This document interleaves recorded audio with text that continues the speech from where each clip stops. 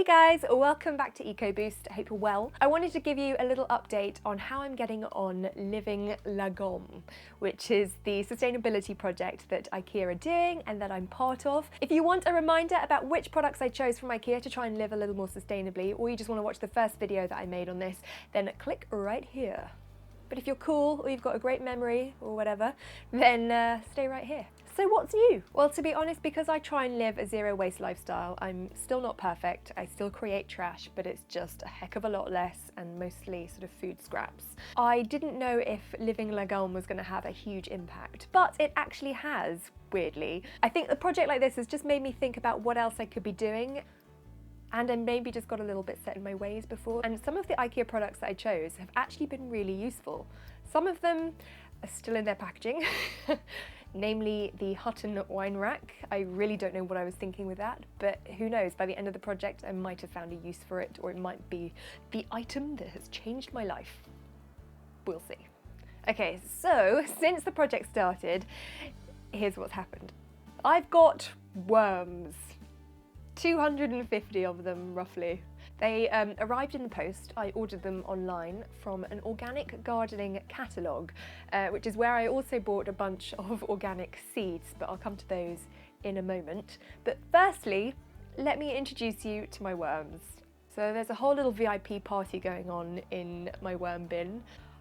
I think I've only had them about 3 weeks, so they're still settling in and I keep checking on them. There have been no deaths yet, so that's good. Apparently worms can take like 3 to 4 weeks to adjust to their new home, and you just need to introduce bits of food slowly so as not to overwhelm them.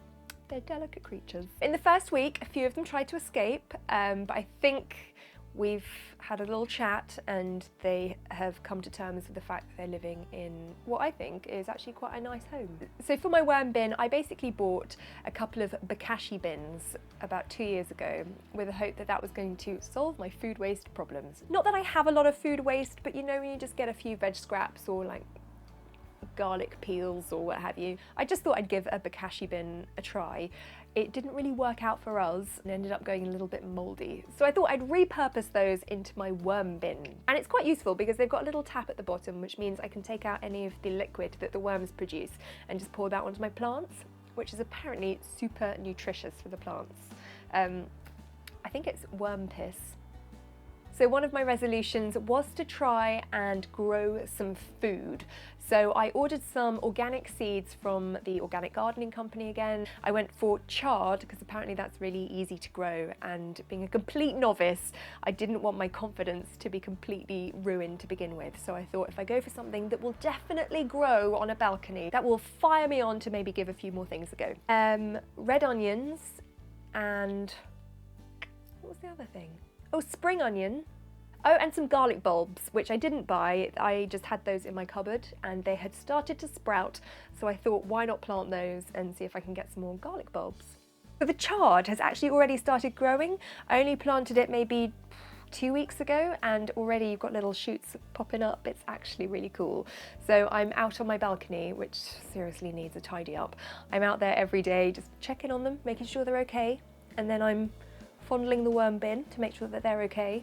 It's now my morning routine. I finally cobbled together the Applaro garden bench, which actually is really nice. I just need to tidy up our balcony so that it looks much prettier. But it's great for putting plants on top, and when I get any gardening tools, etc., I'll be able to keep those inside. One thing that really did bug me about the Applaro bench is that it came with these, which are, I suppose, little plastic screws, and they're supposed to go into the lid so that when it sits on top, it won't fall off, it won't slide around, so those will keep it in place. But they don't fit the holes. Also, in another part of the bench, there were holes for wooden like screws or peg things, and they worked perfectly. And I just thought, why wouldn't they also use wooden ones for the lid? So firstly, they didn't fit, and secondly, they're a bit unnecessary to have in plastic. Why not just use the wooden ones, especially if you're already using wooden ones in another part of the bench? Odd. So instead of these, what I did was take some of my husband's earplugs, which are made of wax, beeswax. He's not using them anymore, by the way. So I moulded those into the holes to create a sort of thing to stop the lid moving around. Does that sentence make sense? I've really enjoyed using the corken jars. They were something that I genuinely needed. I now use them to store pasta, which especially with spaghetti was a little tricky if I was buying it without packaging.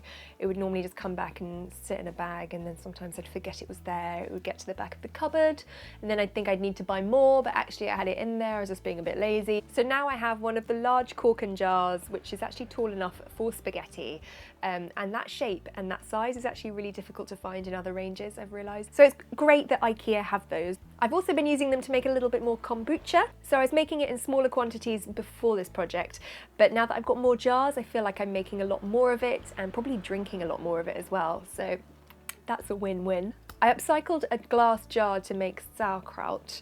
Now thinking about it, I should probably have just used one of my corken jars, and I don't think I put the lid on properly and it went mouldy. So I need to have another go at that. So this time I think I will use one of the corken jars because I think it creates a really tight seal and hopefully it won't grow any mould. I also think I put too much salt in as well, so when I tasted it before it went mouldy, it was really salty. So I'm gonna go back and adjust my recipe on that one. I am using a couple of the spice jars. I really don't think I needed them. I could have just upcycled some other glass jars that I have in a drawer. And actually one of the lids broke the first time that I used it, so now I've got a broken plastic lid and I'm not quite sure what to do with it. I also ordered some organic lavender, which hasn't arrived yet, but I think it's coming directly from another retailer.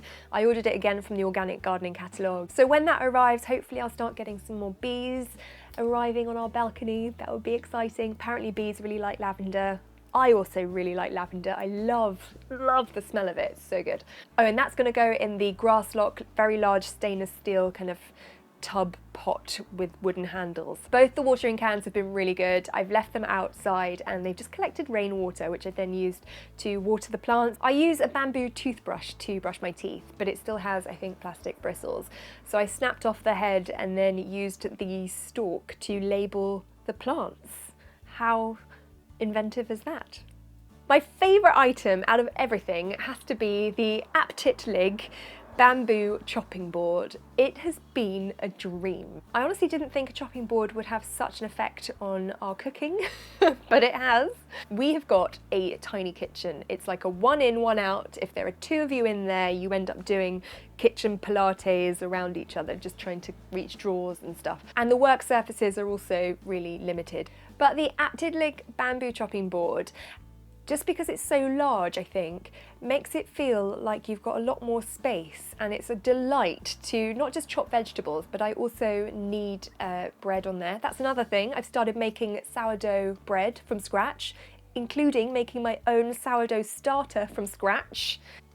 I know, I'm just turning into a complete domestic goddess. For that, I found a recipe online by Hugh Fernley Whittingstall, and I've made it maybe like 4 or 5 times. Each one totally edible and delicious, so I'm really chuffed with myself. But remember, I chose a chopping board that was an ex-display model because all of the rest of them were covered in plastic. So I think Ikea, whatever we want to call them, needs to maybe change that. I don't think it's necessary, especially if all your other chopping boards aren't covered in plastic. If you are looking to get one, maybe ask if you can get an ex-display model, or just ask Ikea to remove the packaging. Don't need it. So there you go, that's how I've been getting on living in Lagom. I've got another video to do at the end of the project to let you know how it all went, how I've improved and grown, and how my plants have grown, etc. But I'm really enjoying it so far. I think it's really made me think about what else I can do. I also wrote a little blog post about this over on my blog, so you can go to eco-boost.co and have a little read about that if you like. If you want to watch another video, click here. If you enjoyed this one, hit the thumbs up, and if you want a hug, then watch the moon cup video to the very end. It's worth it. Can you hear that? Just some horses going past my window. You'd think I live in the bloody countryside.